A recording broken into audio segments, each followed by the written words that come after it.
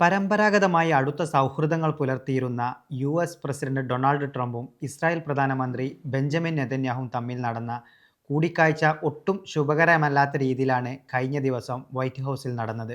തങ്ങളുടെ ആവശ്യങ്ങൾക്ക് അനുസരിച്ച് അമേരിക്ക ഇനി ചലിപ്പിക്കാം എന്ന് കരുതിയ ഇസ്രായേലിന് വലിയൊരു പ്രഹരമാണ് ഈ കൂടിക്കാഴ്ചയിൽ ട്രംപ് നൽകിയിരിക്കുന്നത്.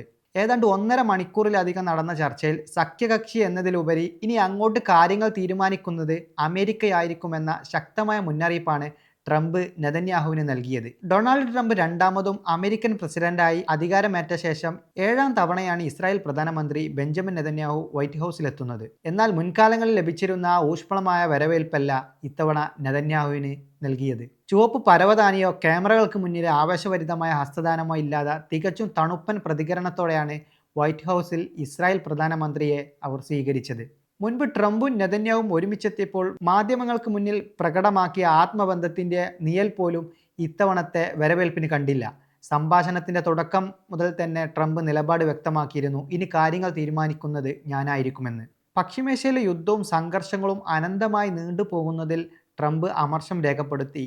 ഇറാനെ പൂർണ്ണമായും അടിച്ചമർത്തുക എന്ന ലക്ഷ്യം മുൻനിർത്തിയാണ് ഇസ്രായേൽ സൈനിക നീക്കങ്ങൾ നടത്തിയത്. എന്നാൽ ആ ലക്ഷ്യം ഇതുവരെ പൂർത്തിയാക്കാൻ ഇസ്രായേലിനും കഴിഞ്ഞില്ല. യുദ്ധം അവസാനമില്ലാതെ നീണ്ടുപോയത് അമേരിക്കക്കുണ്ടാക്കിയ സാമ്പത്തിക നയതന്ത്ര നാശനഷ്ടങ്ങൾ ചെറുതല്ല. ഇതിനെല്ലാം പുറമെ ഇസ്രായേലിനെ നിരന്തരം സഹായിച്ചതിലൂടെ അമേരിക്കയുടെ ആയുധ ശേഖരത്തിൽ വലിയ കുറവുണ്ടായിരിക്കുന്നു എന്ന ഗൗരവപരമായ കാര്യവും ട്രംപ് ചൂണ്ടിക്കാട്ടി. അനന്തമായി നീളുന്ന ഒരു യുദ്ധത്തിന് തങ്ങളുടെ ആയുധപ്പുരകൾ കാലിയാക്കാൻ അമേരിക്ക തയ്യാറല്ലെന്ന വ്യക്തമായ സന്ദേശമാണ് ട്രംപ് നൽകിയത്. എന്നാൽ ഈ അമർഷത്തിന് പിന്നിൽ മറ്റൊരു കാരണം കൂടിയുണ്ട്. അമേരിക്ക പോലൊരു വൻ ശക്തിയെയും തങ്ങളുടെ ഇന്റലിജൻസിനെയും പൂർണ്ണമായി ഇരുട്ടിൽ നിർത്തി ഇസ്രായേൽ ഭാഗത്തു നിന്നുണ്ടായ ചില നിർണായക തീരുമാനങ്ങളാണ് ട്രംപിനെ ചൊടിപ്പിച്ചത്. അമേരിക്കയുടെ അനുമതിയില്ലാതെയും അറിവില്ലാതെയും ഇസ്രായേൽ പശ്ചിമേഷ്യയിൽ നടത്തിയ പല ഏകപക്ഷീയമായ സൈനിക നീക്കങ്ങളും US ഭരണകൂടത്തിന് വലിയ തലവേദന സൃഷ്ടിച്ചിരുന്നു. തങ്ങളെ മുൻകൂട്ടി അറിയിക്കാത്ത തീരുമാനങ്ങൾ എടുക്കുന്നത് ഒരു തരത്തിലും അംഗീകരിക്കാൻ കഴിയില്ലെന്ന് ട്രംപ് നെതന്യാഹുവിനോട് രൂക്ഷമായ ഭാഷയിൽ വ്യക്തമാക്കി. അമേരിക്കൻ താൽപ്പര്യങ്ങൾക്ക് മുകളിലല്ല ഇസ്രായേലിന്റെ രാഷ്ട്രീയ ലക്ഷ്യങ്ങളെന്ന് ട്രംപ് ഓർമ്മിപ്പിച്ചു. ഇതുവരെ ഇസ്രായേൽ ആഗ്രഹിക്കുന്ന ഏത് ഘട്ടത്തിലും ഒപ്പം നിന്ന അമേരിക്കൻ നയത്തിൽ വൻ മാറ്റമാണ് ഉണ്ടാക്കാൻ പോകുന്നത്.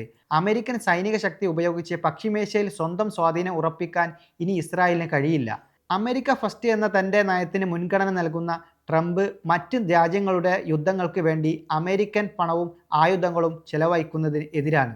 അമേരിക്കൻ മണ്ണിൽ ട്രംപിന് മേലുള്ള രാഷ്ട്രീയ സമ്മർദ്ദവും ഇതിന് ഒരു കാരണമാണ്. അമേരിക്കയിലെ നികുതിദായകരുടെ പണം ഉപയോഗിച്ച് നിർമ്മിക്കുന്ന ആയുധങ്ങൾ മറ്റൊരു രാജ്യത്തിൻ്റെ അനന്തമായ യുദ്ധത്തിന് ഉപയോഗിക്കുന്നത് തടയണമെന്ന വികാരം ട്രംപിൻ്റെ സ്വന്തം റിപ്പബ്ലിക്കൻ പാർട്ടിയിലും ശക്തമാണ്. ഇറാനെതിരെ ഒരു നിർണായക നീക്കത്തിന് അമേരിക്കയുടെ പിന്തുണ പ്രതീക്ഷിച്ചുവന്ന നെതന്യാഹുവിന് യുദ്ധം എത്രയും വേഗം അവസാനിപ്പിക്കണമെന്ന മുന്നറിയിപ്പുമായി മടങ്ങേണ്ടി വന്നു എന്നത് പശ്ചിമേഷ്യൻ രാഷ്ട്രീയത്തിൽ വരും ദിവസങ്ങളിൽ വലിയ മാറ്റങ്ങൾക്ക് വഴിവെക്കും. ചുരുക്കത്തിൽ ട്രംപും നെതന്യാഹുവും കൂടിക്കാഴ്ച വെറുമൊരു ഔദ്യോഗിക ചർച്ചയായിരുന്നില്ല, മറിച്ച് പശ്ചിമേഷ്യയിലെ അമേരിക്കയുടെ നയതന്ത്ര മാറ്റിമറിക്കലിൻ്റെ തുടക്കമായിരുന്നു. അമേരിക്കൻ സൈനിക ശക്തിയെ തങ്ങളുടെ ഇഷ്ടത്തിനനുസരിച്ച് ഉപയോഗിച്ചിരുന്ന ഇസ്രായേലിൻ്റെ കാലഘട്ടം അവസാനിക്കുകയാണോ? ട്രംപിൻ്റെ ഈ കടുത്ത നിലപാട് പശ്ചിമേഷ്യൻ യുദ്ധത്തിൻ്റെ ഗതി മാറ്റുമോ? വരും ദിവസങ്ങളിൽ ഇതിൻ്റെ പ്രതിഫലനങ്ങൾ ആഗോളതലത്തിൽ തന്നെ കാണാൻ സാധിക്കും.